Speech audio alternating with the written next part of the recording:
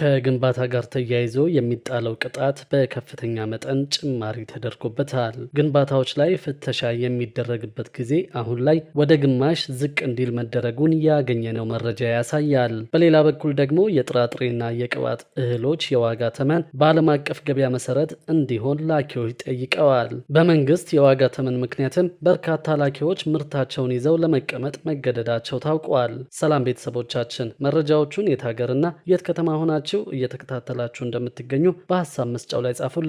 በየትኛው ርዕሰ ጉዳይ ላይ መረጃ እንድናቀርብላችሁ እንደምትፈልጉ ማሳውቁን። አሁን ዝርዝር መረጃዎቹን አንድ በአንድ ወደ እናንተ እናደርሳለን። እስከ መጨረሻው አብራችሁን ቆዩ።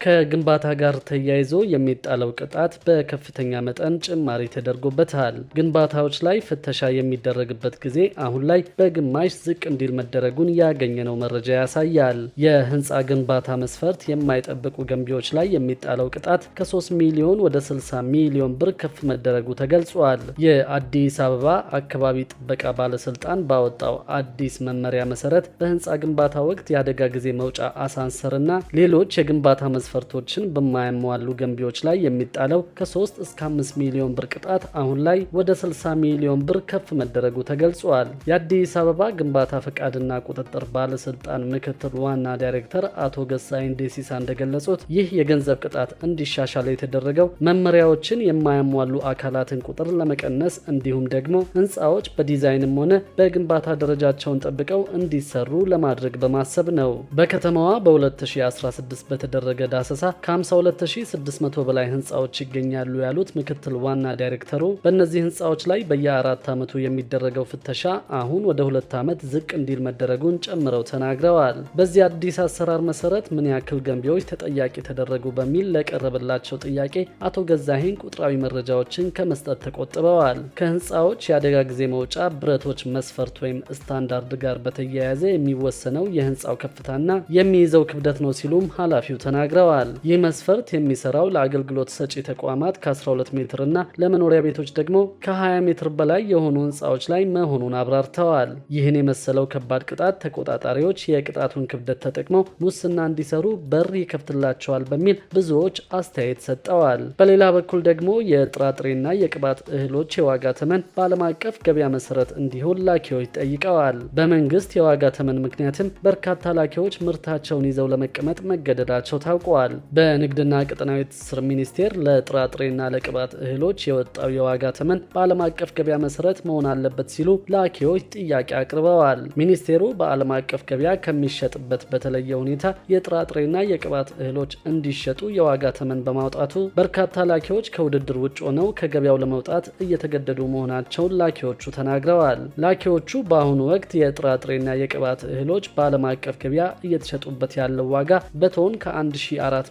እስከ 1600 ዶላር እንደሆነ፣ ነገር ግን ሚኒስቴሩ እንዲሸጡ ያስቀመጠው የዋጋ ተመን በቶን 1750 ዶላር መሆኑ ተገልጿል። የንግድና ቀጠናዊ ትስስር ሚኒስቴር የራሱን ዓመታዊ የስራ አፈጻጸም ለማሳመርና ዶላር ለመሰብሰብ ብሎ በዓለም አቀፍ ደረጃ የሚሸጥበትን የዋጋ ተመን ከፍ አድርጓል በማለት ወቀሳ ያቀረቡት ላኪዎቹ በዚህም ምክንያት አብዛኛዎቹ ገዢ ማጣታቸውን አስረድተዋል። በሚኒስቴሩ ከፍ ያለ ዋጋ ተመን ምክንያትም በርካታ ላኪዎች ምርታቸውን ይዘው በመቀመጣቸው ምርቱ ከመበላሸቱ በፊት በወቅቱ ተሽጦ ማምጣት የነበረበትን የውጭ ምንዛሪ ማግኘት አልተቻለም ብለዋል። ሚኒስቴሩ የጥራጥሬና የቅባት እህሎች በዓለም አቀፍ ደረጃ በዚህን ያህል ዶላር ይሸጥ ብሎ ማውጣቱ ከጥቅሙ ይልቅ ጉዳቱ ስለጨመረ በአፋጣኝ መፍትሄ ማበጀት እንደሚኖርበት ላኪዎቹ አሳስበዋል። በተለይ ላኪዎች የዓለም አቀፍ ዋጋ እስኪስተካከል ድረስ ምርቱን ሲይዙ የምርት ዘመኑ እንደሚያልፍበት አስታውሰው ችግሩን በዘላቂነት ለመፍታት ውይይት ማድረግ ያስፈልጋል ብለዋል። የንግድና ቀጠናዊ ትስስር ሚኒስቴር የላኪዎችን ችግር ሳይሆን እያየ ያለው የራሱን ጥቅም ብቻ ነው ያሉት ላኪዎቹ ነጋዴው በዚህን ያህል ዋጋ መሸጥ አያዋጣኝ የሚበል እንጂ መንግስት እዚህ ጉዳይ ውስጥ እጁን ማስገባት የለበትም ሲሉ ገልጸዋል። ከግዢና ከሽያጭ ስርዓቱ ጋር በተያያዘም የጥራጥሬና የቅባት እህሎች ላኪዎች ከአርሶ አደሩ ወይም ከአቅራቢው በሚገዙበት ጊዜ በርካታ ችግሮች እንደሚገጥማቸው ተናግረዋል። በሌላ በኩል መንግስት የማክሮ ኢኮኖሚ ማሻሻያ ካደረገ በኋላ የጥራጥሬና የቅባት እህሎችን በዓለም አቀፍ ደረጃ የሚሸጥበት የተለያዩ አማራጮች ተፈጥረዋል ሲሉም ላኪዎቹ አክለዋል። የጥራጥሬና የቅባት እህሎች ዋጋ ተመን በሁሉም ሀገሮች የተለያየ እንደሆነ በተለይ ምርቶቹን የሚገዙ ሀገሮች የኢትዮጵያ ሰሊጥ ተመራጭ እንደሚያደርጉ አክለው ገልጸዋል። የኢትዮጵያ ጥራጥሬና ቅባት እህሎች ምርት ላኪዎች ማህበር ዋና ስራ አስኪያጅ አቶ ዘላለም ዘውዴ እንደገለጹት የንግድና ቀጠናዊ ትስስር ሚኒስቴር የጥራጥሬና የቅባት እህሎች በዓለም አቀፍ ደረጃ እንዲሸጥ ያስቀመጠውን የዋጋ ተመን ማስተካከያ እንዲያደርግ ማህበራቸው በየጊዜ ጥያቄ እያቀረበ መሆኑን ተናግረዋል።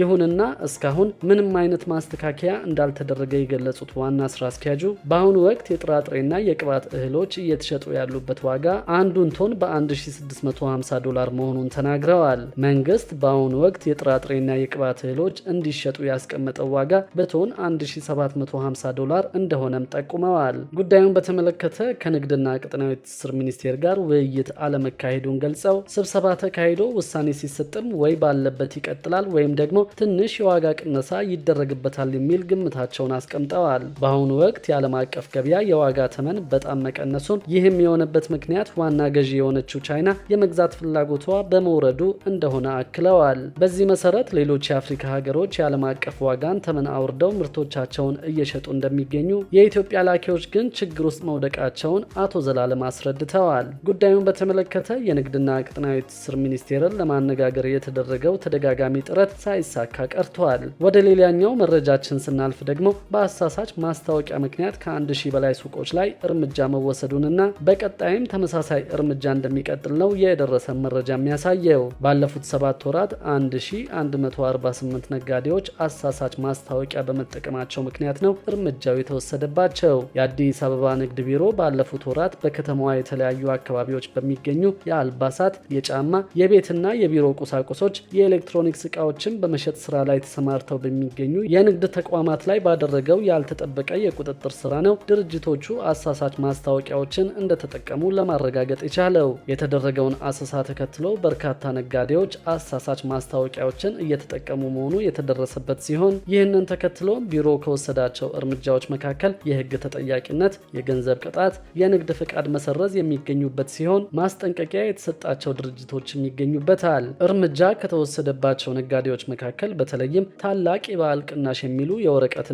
የባነር ማስታወቂያ ለጥፈው የእቃዎቹን የቀደመ ዋጋቸውን ያልጻፉ የተገኙ ሲሆን ማስታወቂያዎቹ ቅናሹ ምን ያክል እንደሆነና ለምን ያህል ጊዜ እንደሚቆይ ያልገለጹ ከመሆናቸውም በላይ የትኛው ምርት ላይ ቅናሽ እንደተደረገ በግልጽ ያላስቀመጡ፣ ቅናሽ በተደረገባቸው እቃዎች ላይ በግልጽ የሚታይ የዋጋ ማስታወቂያ ያለጠፉ፣ ታላቅ የዋጋ ቅናሽ የሚል ማስታወቂያ ቢለጥፉም በትክክል ቅናሽ ስለመደረጉ የሚያመለክት መረጃ ያላቀረቡ ነጋዴዎች ተገኝተዋል። ተቋማቱ አሳሳች የሆኑ የሽያጭ ማስታወቂያዎች በወረቀትና በትልልቅ ባነር የበዓል ቅናሽ በሚል የለጠፉ ሲሆን የአንዳንዶቹ የንግድ ማስታወቂያዎች ቆይታ ከጥር ጀምሮ እስከ የካቲት 1 ቀን 2017 ዓ.ም የሚቆዩ መሆኑን የሚያመለክት ቢሆንም በተለጠፈው የቅናሽ ማስታወቂያ መሰረት ሽያጭ አለመፈጸሙን በቁጥጥር ሂደት ተረጋግጧል። በቢሮ የሸማቾች መብት ጥበቃ ዳይሬክተር ተስፋለም አቦረዳ እንደተናገሩት ከሆነ እርምጃው የተወሰደው በባለስልጣኑ በተደረገው ድንገተኛ ቁጥጥር መሆኑንና ነዋሪውን ከማታለል በተጨማሪ አላስፈላጊ ለሚባል ወጪ